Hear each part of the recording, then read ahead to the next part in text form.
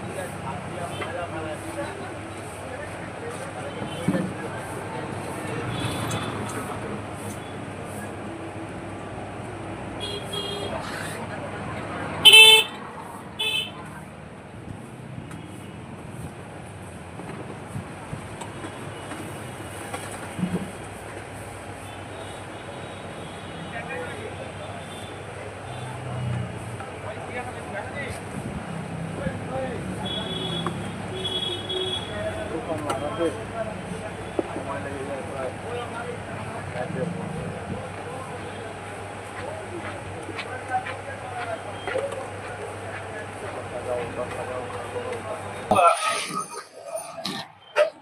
দিন আমার সাথে হয়েছিল, আমি কিছু বলিনি।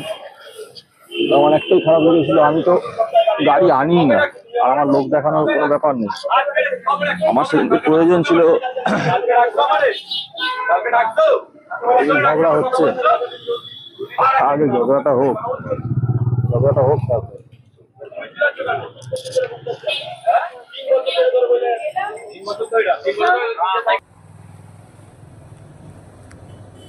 জল আনতে যায়নি, কলের প্রচুর একটা লোক আর 10টা করে বোতল আছে, কিছু লোকের ম্যানিয়া আছে। জল নেবে, পরের দিন আবার সেই জল ফেলে দেবে। তারপরে এসে পীড়িতের গল্প, ভাবিজি কেসে হ্যাঁ, দোয়া কেসা হ্যাঁ, বিহারিদের সাথে সব পীড়িতের গল্প। তারপরে ওখানে গিয়ে ব্যাজের কত এনার্জি নিয়ে ধরে। এটা হচ্ছে আমার প্ল্যান এ। আমার একটা ছোট ব্যবসা আছে, খুবই সাধারণ ঘরের একটা ছেলে, এই চলে যাচ্ছে কোনো আহামরি কিছু হয়নি, কোনো রকমে চলে যাচ্ছে।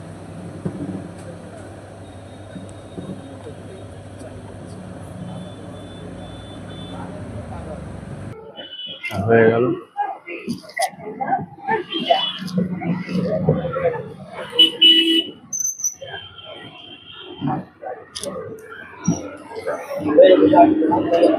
সুপ্রিয় দর্শক বন্ধু, আমি তো কোথাও মাসটা যেতে পারবো না, সেই 15 এপ্রিল পর্যন্ত ব্যস্ত। ঈদের ব্যবসা, চৈত্র মাসের ব্যবসা, এই টুকটাক পুজোর সময় আর চৈত্র মাসের সময় একটু এফোর্টটা দিতে হয়। তো বেশি কিছু চাহিদা নেই, মোটামুটি খেয়ে পরে বেঁচে থাকলে যথেষ্ট। এই সময়টা একটু করি, এই জন্যই ভাবছি একটু আপনাদের আমার নিজস্ব পার্সোনাল কি আছে সেটা একটু আপনাদেরকে দেখাই। দোকানটা, ছোট দোকানটা সোদপুর স্টেশন রোডেই অবস্থিত, ব্রিজের গায়েই।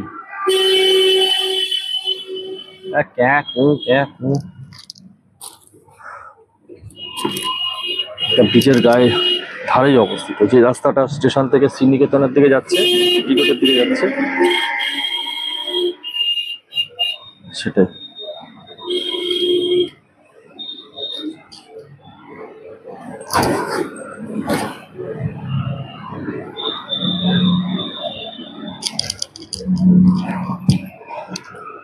একটা টেনশন থাকে, কি হবে আজকে, কখন বউনি হবে, কার কাছে বউনি করবো, কি করবো, সারাদিন কেমন হবে, একটা বড় টেনশন থাকে, বুঝলেন।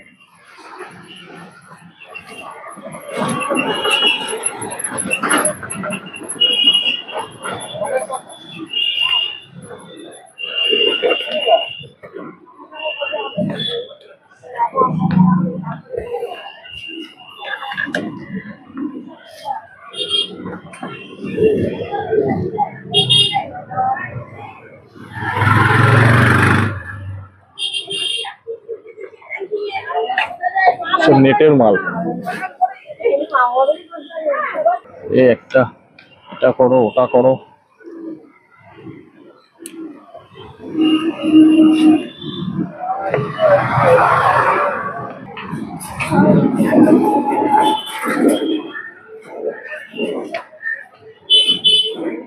একটা লাঠি বেঁধে দিচ্ছি যাতে মালগুলো পেছন দিকে হেলে না চলে যায়, একটা সাপোর্ট থাকলো, এটা পেছন দিকে হেলে না যায়।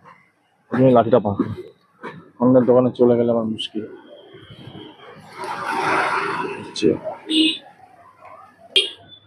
আবার গানের সাউন্ড ঢুকলে আবার কপিরাইট চলে আসে চারিদিকে, তো আবার এখানে এসেই সব গান বাজনা আসর বসে। এটাও একটা চিন্তা।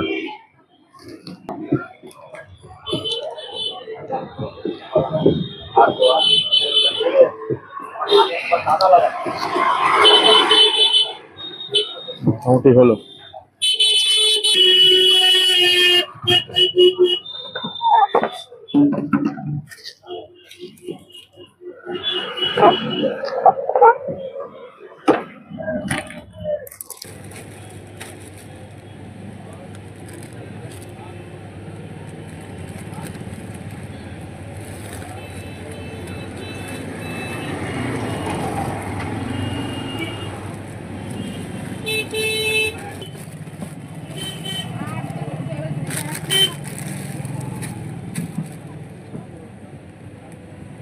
ধুলো পড়ে।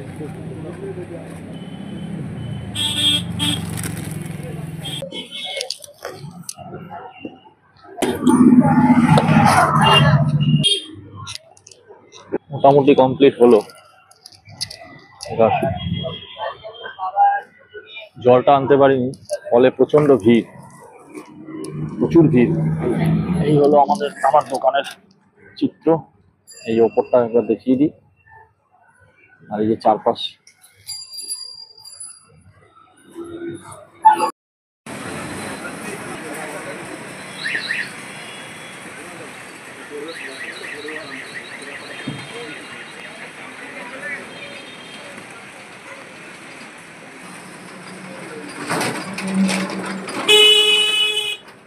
বসে বসে একটু পেপার পড়বো, চা দিল পাশের দোকান থেকে, পেপার পড়বো। আর দোকান সম্পর্কে আর বিশেষ কিছু দেখাচ্ছি না। এবার দেখা যাক কখন বৌনিবারটা হয়, কি হয়। সারাদিনই একটা টেনশন, বুঝলেন। এই আনন্দবাজার পত্রিকা আজকে ডেট হলো 26শে মার্চ 2025। দেখে নিয়ে 100 দিনের তৃণমূল সঙ্গী রাহুল রাও, মন্ত্রীর বিরুদ্ধে স্বাধিকার ভঙ্গ, 1 এপ্রিল ডিএ শুনানি পিছনে, বিকল্প বিচারপতি আইন কোনো সেরকম কোনো আহামরি খবর নেই। সুচন্দ্র হত্যা মামলায় কেউ দেয় কিচ্ছু নেই। লন্ডনের শিল্পপতিদের সঙ্গে বৈঠক মুখ্যমন্ত্রী, সত্যিকার জামিন নিয়ে সেরকম কোনো খবর নেই, বুঝলেন। আপনারা তো জানেন, নতুন করে তো এই সকল কিছু বলার নেই। আপনাদের সকাল সকালে আপনাদের ঘরেও আনন্দবাজার পত্রিকা, অন্যান্য পত্রিকা সবই পৌঁছে যায়। উদালকে সুপারি তদন্তে মুম্বাই মিল। ইফতারের পরে হালিম কিনতে বোনকে নিয়ে দোকানে কিশোর। হালিম এটা কিন্তু মুসলিমদের একটা জনপ্রিয় খাবার। এটা ডাল, মাংস ইত্যাদি সহযোগে নাকি বানানো হয়। আর সেরকম রেল স্টেশন থেকে মেট্রো স্টেশন পৌঁছাতে নয়া ভূগর্ভ পথ শিয়ালদহে, এটা পরে পড়বো।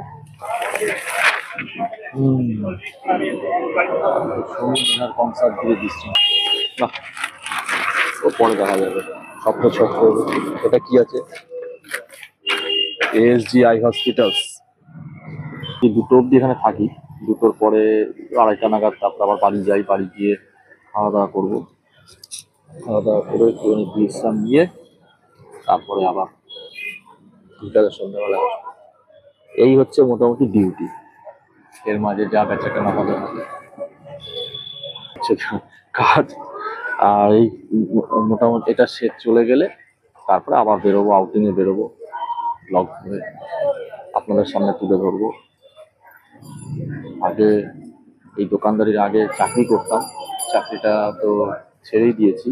বহুদিন চাকরি করেছি। 1998 সালে প্রথম জয়েন করেছিলাম কনকাস্ট ইস্পাত লিমিটেড, সেটা তাহের ম্যানশন, ড্রাগন রোডের ওখানে আপনার অফিস ছিল তাহের ম্যানশনে। তাদের ফ্যাক্টরি ছিল সোদপুরে, ওদের আরও ফ্যাক্টরি আছে।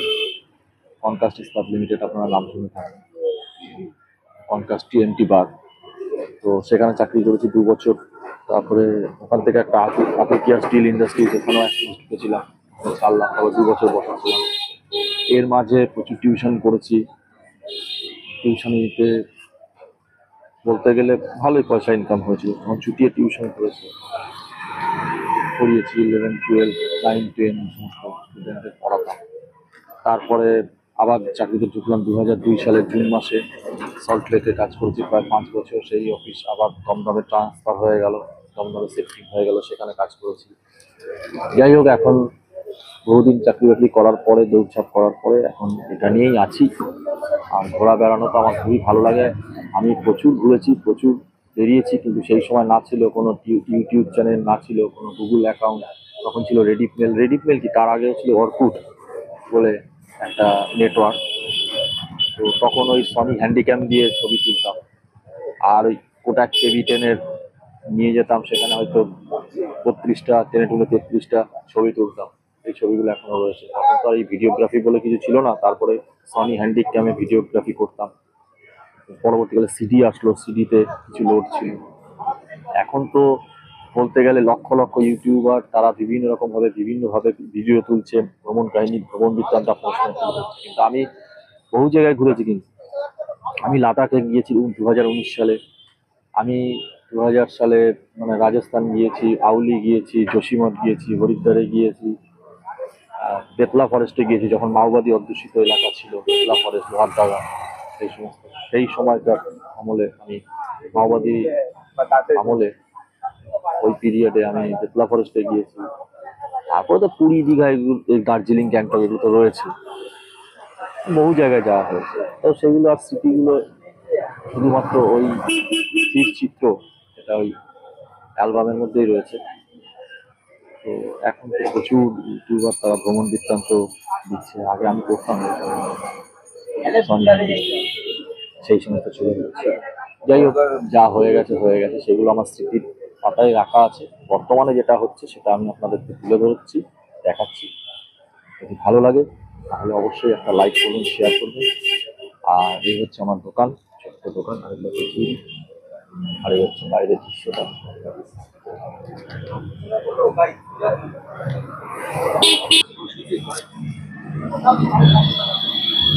তো মোটামুটি এই ব্লগটা আপনাদের কেমন লাগলো একটু কমেন্টস করে জানাবেন। আর অবশ্যই ভালো লাগলে একটা লাইক করবেন, শেয়ার করবেন। আর যারা আমার চ্যানেলটিকে সাবস্ক্রাইব করেননি, প্রতিনিয়ত আমার এই ব্লগ চ্যানেলটি দেখার জন্য যদি উৎসাহ তো মনে হয়, যদি ভালো লাগে তাহলে একটা সাবস্ক্রাইব করবেন। আর বলার তো আর কিছু নেই, ভালো থাকবেন, সুস্থ থাকবেন।